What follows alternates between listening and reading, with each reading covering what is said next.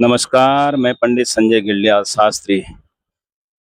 आज आपको दिखाते हैं गणेश चतुर्थी के बाद लोगों ने जो गणेश जी विसर्जन कर रखे हैं, उनकी दशा पहले आप ये देखिए कि क्या उनकी दशा कर रखी है। ये देखिए सामने, ये आज 4 दिन हो गए हैं। 4 दिन से ये गणेश जी की जो प्रतिमाएँ हैं, मूर्तियाँ हैं, ऐसी पड़ी हुई हैं। और ये सब जो लोगों ने यहाँ पर डाले हैं। अच्छा, जब पांडाल लगाते हैं, तो पांडाल लगाते समय कि यहाँ पर चप्पल मत लाओ, जूते मत लाओ, यहाँ पर भगवान का दरबार है। लेकिन उस भगवान को जब विसर्जन करने की बारी आती है, तो ये देखिए कहाँ पार्कों के किनारे पर रखे हुए हैं, फेंक रखे हैं। और अभी थोड़ी देर पहले का एक दृश्य बहुत खतरनाक था, यहाँ पर कुत्ते आके उन पे गंदगी कर रहे थे, वो मैं आपको दिखा नहीं पाऊंगा। तो ये जो है बड़ा मन को दुखित करता है। ये इससे हिंदू, अभी मैं मंदिर में आ चुका हूँ और ये देख के बड़ा मन दुखी होता है कि कैसे हम अपने ही द्वारा पूजित की गई मूर्तियों का अपमान करते हैं, अपने ही देवी देवताओं का अपमान कर रहे हैं। फिर उंगली उठाते हैं दूसरे धर्म पर कि दूसरे धर्म वाले हमारे देवी देवताओं का अपमान कर रहे हैं। वो तो करेंगे ही जब हम खुद ही अपने देवी देवताओं का सम्मान नहीं कर रहे हैं। जब हम खुद अपने परिवार वालों का सम्मान नहीं करेंगे, तो दूसरे से क्या उम्मीद करेंगे। ऐसे ही जब अपने देवी देवताओं का खुद ही हम अनादर कर रहे हैं, दूसरे भी करेंगे। तो इसीलिए मैंने वैसे एक वीडियो पहले भी डाली हुई है मूर्ति के बारे में। एक बार मैं फिर आपको बता रहा हूं कि हमारी सनातन पद्धति में जो पूजा का मतलब है, वो प्रकृति की रक्षा भी है कि प्रकृति खराब ना हो, प्रकृति कोई गंदी ना हो। तो मूर्ति बनाई जाती है धातु से। सोने की मूर्ति बनाओ, चांदी की बनाओ, पीतल की, तांबे की, लोहे की, अष्ट धातु की, पंच धातु की, इनकी मूर्तियां आप बनाओ। तो शास्त्रों में यह है कि यदि वो खंडित हो जाती है, तो फिर नदी में उनका विसर्जन करो। अब यदि किसी मूर्ति का नदी में विसर्जन किया, ऐसी धातु की मूर्ति का, सोने की मूर्ति का कर दिया, चांदी की कर दिया, तांबा पीतल की कर दिया, तो नदी पर उसका कोई असर, बुरा असर नहीं पड़ेगा। बस कि उस जल में और भी पौष्टिक तत्व प्राप्त हो जाएंगे। फिर उसके बाद आता है कि धातु की नहीं है तो पत्थर की मूर्ति। पत्थर की मूर्ति खंडित हो गई या विसर्जन कर दिया आपने, तो पत्थर तो वैसे भी नदी में पड़े हुए हैं, नदी के अंदर चला गया, क्या बिगड़ गया, नदी का कोई खराब नहीं हुई। मिट्टी की मूर्ति, मिट्टी की मूर्ति बनाई, उसको नदी में डाल दिया, गल गई, मिट्टी नीचे लग गई, तो नदी उससे भी कोई खराब नहीं हुई। और एक अन्य मूर्ति जो गाय के गोबर से बनी, उसको भी आपने नदी में डाल दिया, उससे भी कुछ खराब नहीं हुआ। नदी में जो है कोई गंदगी नहीं, बल्कि वो नदी के किनारे लग गई, उससे खाद बन गया, नदी के किनारे जितने भी पेड़ पौधे उनमें वो पहुंच गया। तो ये तो है मूर्ति का प्रमाण। अब आजकल बनाते हैं वो पीओपी की मूर्ति, यानी प्लास्टिक जो है जिसमें मिला हुआ है। तो प्लास्टिक की मूर्ति का कहीं विधान नहीं है, उसको आप नदी में डाल लो हो, कहीं डाल लो, गलती नहीं है।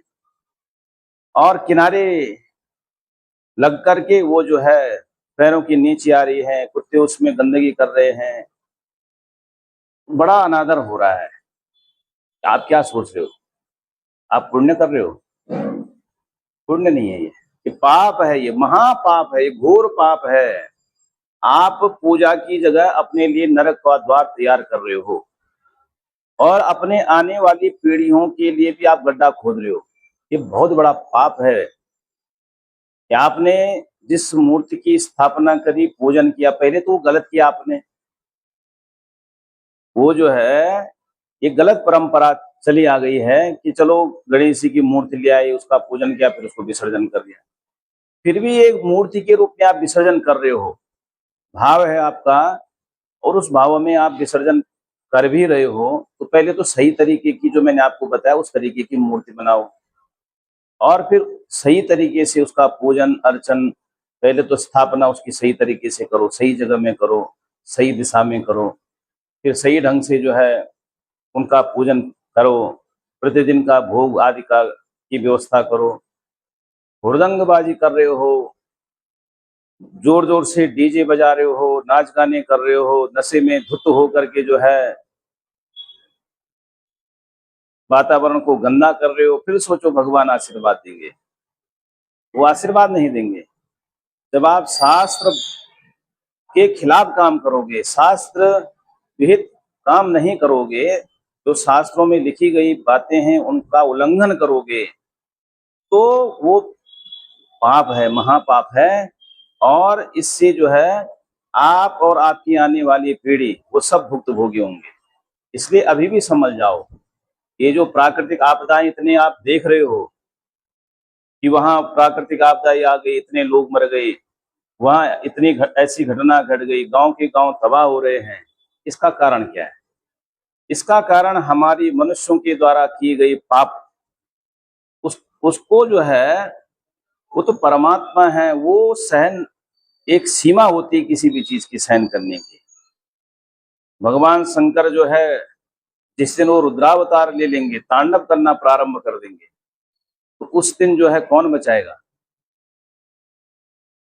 कामधेनु अपना जो है एक एक से बाण से प्रहार कर रहा था भगवान शंकर पे, अपने जो है उसने ऐसे ऐसे काम मोहित करने की कोशिश करी भगवान शंकर को, लेकिन जब भगवान शंकर की तीसरी आंख खुल गई तो कामदेव भस्म हो गया।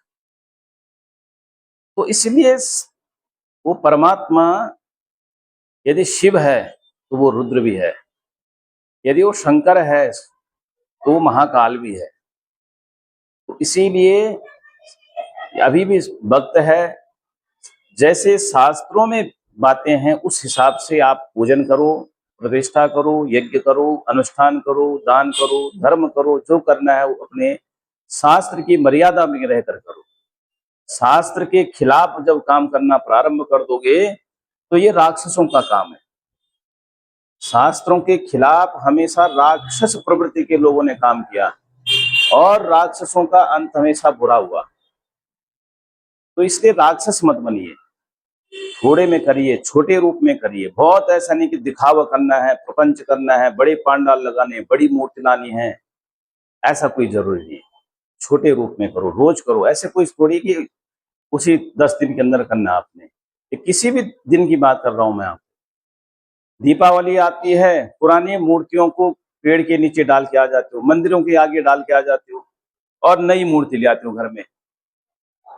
जिन मूर्ति जितनी पुरानी होगी और मंत्र जितना पुराना होगा, उतनी वो सिद्ध होती है।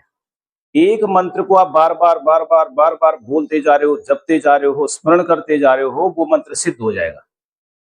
जिस जो भी भक्त हुआ, जिसने भगवत प्राप्ति करी, उसने एक मंत्र के द्वारा ही भगवत प्राप्ति करी।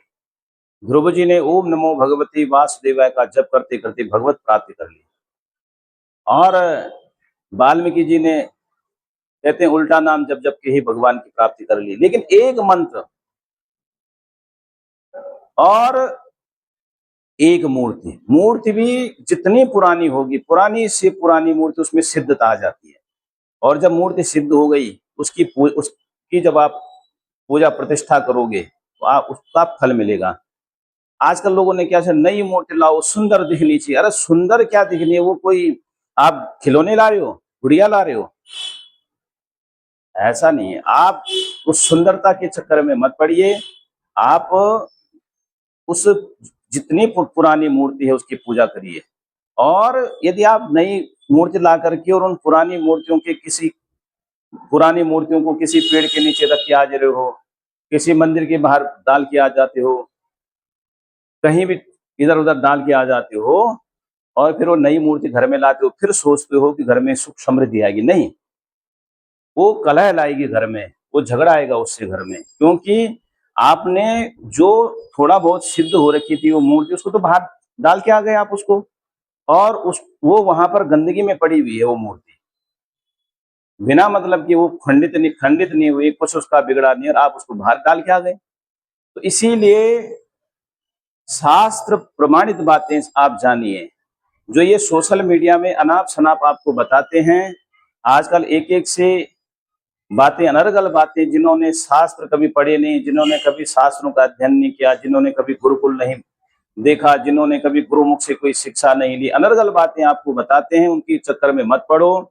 विद्वानों से पूछो, अपने गुरुओं से पूछो, कुल पुरोहितों से पूछो, कैसी विधा है, कैसी क्या करना है, उस हिसाब से आप शास्त्र प्रमाण सहित प्रमाणित बातों का जो है नियम बनाओ, और उसके जो है अनुसार ही अपने जीवन को चलाओ। तो उसके साथ फिर आपके घर में सुख आएगा, समृद्धि आएगी, और आपके जीवन में उन्नति आएगी। नहीं तो यदि आप ऐसे लोगों का साथ देते हो जो ऐसी मूर्तियों को बाहर फेंक रहे हैं और शास्त्रों की मर्यादा को तार तार कर रहे हैं, तो आप भी उस पाप के भागीदार बन रहे हैं। जय श्री राम।